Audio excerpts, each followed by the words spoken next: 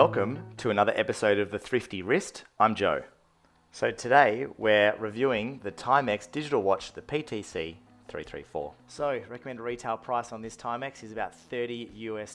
It's a quartz movement, ATM rating of 30 meters, a small 32 millimeter case size, 18 mil integrated lugs, and the mineral crystal. This watch actually was my father's from the 80s, so I didn't pay anything for it. I actually found it in the bottom of a drawer, and I decided to put a new battery in it, and it's become a bit of a retro piece. All right, the black gloves are on. We'll get a closer look of this Timex digital watch. So, I mean, it's got all the hallmarks of an 80s digital watch. I mean, this is your real sort of Tron kind of vibe. Still in great nick. It's really held the test of time. The bracelet has definitely held up. It's a bit of a brushed stainless finish. Maybe it was a bit more polished back in the 80s, but having a couple of years on it, it's sort of gone to the brush style. The clasp is one of those cheap stamped stainless steel clasps that you really get with most entry-level watches, and maybe this was the era where that sort of started to kick off.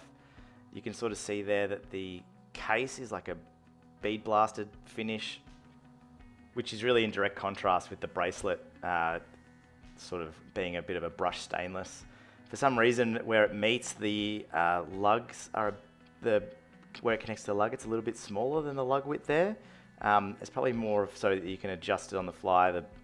The bracelet maybe was a bit stiffer back in the day.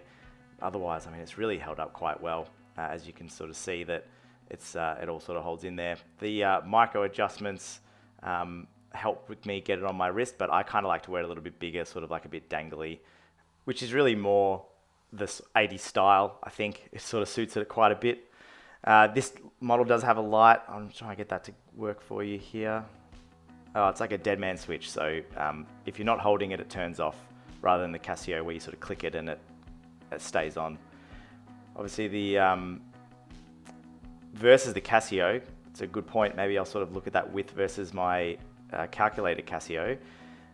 It's crazy to think that these have 40 years in between them and the case is about the same size, but one's a calculator and one's just a regular watch. Both very comfortable to wear, and you can obviously see the review on that watch. Technologically, when this came out in the 80s, it would have been pretty amazing. Everybody went from analog watches to relatively crisp numbers there for the digital time for a timepiece. Annoyingly, in the American month date layout. But why have a digital watch if it doesn't have a timer? You can see here, it's a bit stiff actually to use these buttons, but this would have been quite a game changer back in the day, not needing a chronograph anymore. You've got pretty exact timer there. And then you can, these buttons are a bit stiff. This is possibly the sands of time. All right, gloves are off, watch is on.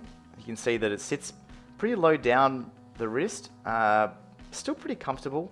I like wearing it sort of like casually. You can see that I've got that jingle jangle sort of big bracelet kind of thing going on. I think most people probably would wear it a little bit tighter than me, but I do like the kind of feel, and sort of you jiggle your wrist and it sort of flies around a little bit. Hasn't got a lot of wrist presence, fits under pretty much every single shirt that I have. And that's the Timex digital watch, the PTC334.